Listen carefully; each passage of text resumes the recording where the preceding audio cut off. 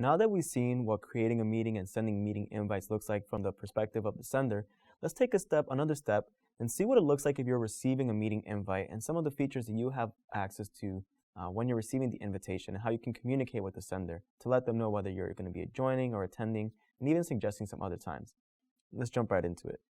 So as you can see here, I'm playing double duty. I'm playing myself and Ethan Kane for this video here. I did receive an invite for a company meeting here, and you can see that it is a calendar invitation, and I did get a little bell notification to let me know that it's something I need to reply to. Right? So this is what a typical invite will look like. Maybe yours will be in English, sometimes it'll be in Spanish, depending on the language that you're being spoken to. And you can see you get a quick snapshot of what the meeting is, as well as what it looks like on your calendar here. And it does say, please respond, this appointment conflicts with another one on your calendar. So Outlook will let you know, hey, someone is trying to schedule a meeting that's going to get in the way of another meeting you already have set up.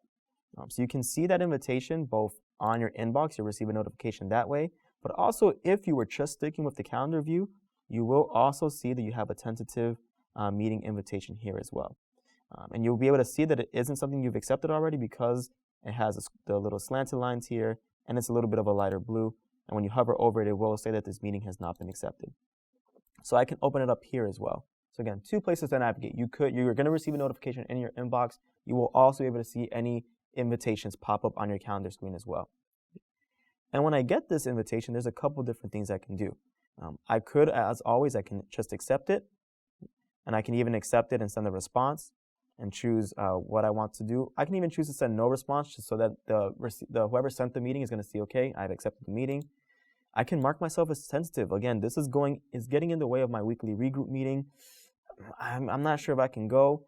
I might want to send a response to the sender saying, hey, this is interfering. I might be able to join in for 10 minutes or so. That's the real purpose of the tentative icon there.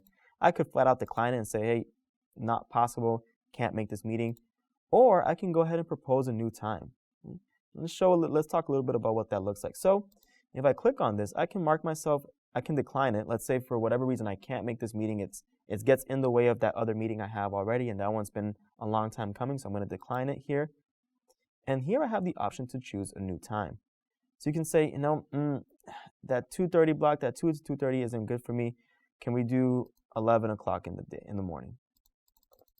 All right, so I can go up here to 11:30. And again, using the scheduling assistant, I'll be able to see if someone is free or busy.